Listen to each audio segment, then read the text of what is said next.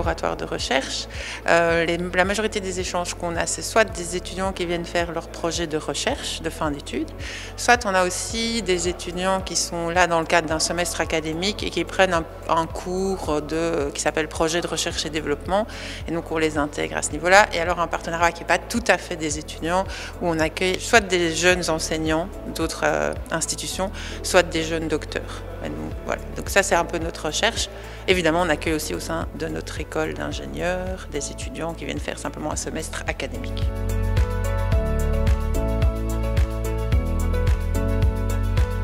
De manière générale, quand ils sont hors de notre institution, en particulier s'ils viennent d'institutions étrangères, la première chose, c'est simplement déjà une ouverture sur le monde, à l'interculturalité et une vision parfois différente des pratiques de recherche, des pratiques d'enseignement.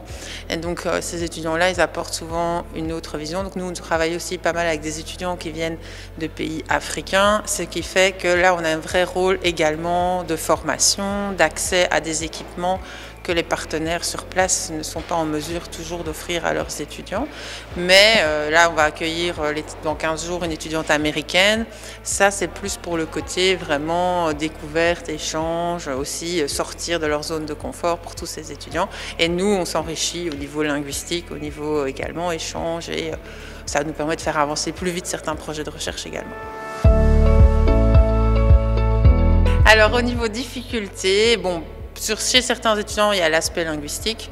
Après, parfois, il y a l'aspect interculturel de finalement les différences entre comment ça se passe dans leur pays d'origine ou comment ça se passe en Belgique. Parfois, on a aussi une différence d'approche, ça j'ai déjà remarqué.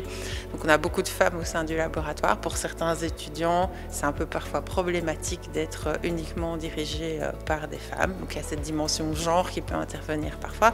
Après, il y a beaucoup de difficultés pour nous, plus au niveau logistique, pour l'aide, les visas, pour voir au niveau aussi de tout ce qui est accès au logement pour les étudiants sur place, bien vérifier qu'ils aient des moyens suffisants en termes financiers. Donc on doit essayer aussi de les aider à arriver à ce niveau de vie qui soit décent quand ils viennent faire leur stage chez nous.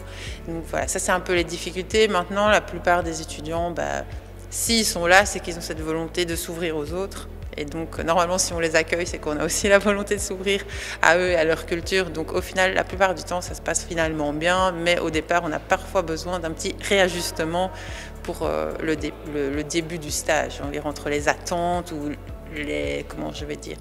le fait qu'ils n'imaginaient pas leur stage de cette façon-là, parce qu'il y a ce qu'on imagine du stage et la réalité du stage ou de l'accueil, et donc ça, parfois, ça pose des petits problèmes, mais on essaye pour ça de beaucoup parler avec eux. Maintenant, avec Teams et les moyens de communication digitaux, c'est beaucoup plus simple d'arriver à s'ajuster, de trouver un terrain d'entente et qu'ils ne soient pas déçus en arrivant. Ça, c'est surtout la grande chose importante. Pas de déception, qu'ils soient contents.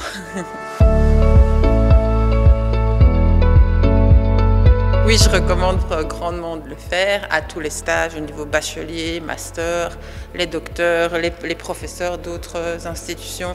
C'est très enrichissant. Les bacheliers, les masters, ça permet vraiment d'intégrer des étudiants dans nos projets de recherche sur du plus long terme.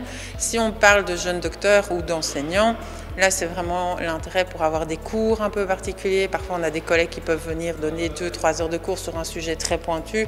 C'est enrichissant pour nous et en tant que chercheurs, et c'est enrichissant pour les étudiants également des hautes écoles qui peuvent du coup avoir accès à une formation ou à un workshop qui serait plus compliqué à obtenir dans un autre contexte. Donc oui, je recommande vivement.